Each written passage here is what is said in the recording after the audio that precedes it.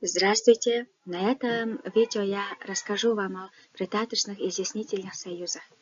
Придаточные обстоятельственные предложения – это тип придаточных предложений, которые поясняют обстоятельства действия главного предложения – время, причину, цель, условия, уступку, следствие, образ, действия. Они вводятся союзами или союзными словами. За эдгээр нь өгүүлбэрт үйл явдлын нөхцөл байдал. За үүн дотроо юу вэ гэхээр хизээ, яагаад, яах гэж, ямар тохиолдолд гэх мэтийг илэрхийлдэг туслах өгүүлбэр юм аа. За үндсэн өгүүлбэрийн үйлчлэлийг тайлбарлан тодруулдаг гэсэн. За нийлмэл өгүүлбэр байгаа тий. За нийлбэл өгүүлбэр маань хоёр өгүүлбэрээс бүтдэг. Юу вэ гэхээр нэг нь одоо үндсэн өгүүлбэр, за туслах өгүүлбэр байгаа. За мэдээж яриг үндсэн өгүүлбэрийн үйл явдлыг дэлгэрүүлж тайлбарлаж байгаа өгүүлбэрийг бид нэр придаточны обстоятельственные гэж нэрлэдэг байгаамаа. За эдгээр өгүүлбэрийг бид нэр тусгай холбоос үг буюу союзыг ашиглан үндсэн өгүүлбэртэй холбодог. За төрлүүд нь за энэ союз буюу нөгөө холбоо үгүүд нь ямар төрөлтэй байдаг вэ гэхээр цагийн, шалтгааны, зорилгын, нөхцөлийн за эсэргүүцсэн тий. За үр дагаврын хэрхэн болсон. За ийм төрлүүд байдаг. За цагийг жишээлбэл ямар асуултанд хариулагддаг вэ гэхээр когда. За үйл явдал хизээ болсон бэ?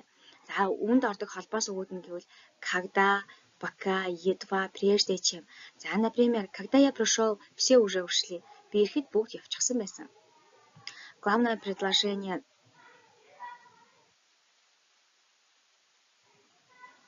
За шалтгааных нь үйл явдал яагаад болсон бэ гэдэг. За они отвечают на вопрос почему.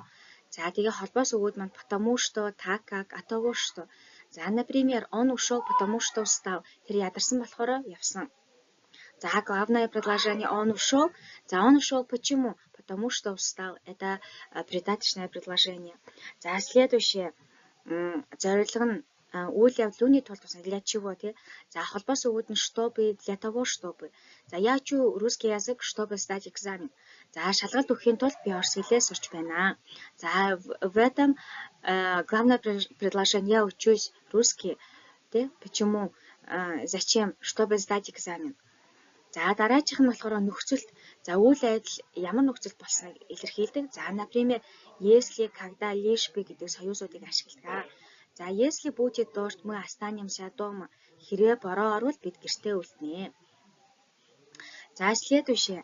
За одоо саатаа байсан ч үйл явдал болсон үед. За хотя, несмотря на то, что хотя он устал, он продолжал работать. Ядарсан ч гэсэн тэр ажиллаж байсан. За үйл явдлын үр дүн.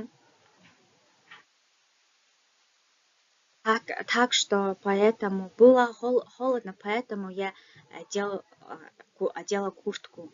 За хэрхэн үйл явдал яаж болсон илэрхийлэгдэх. Как, словно, будто.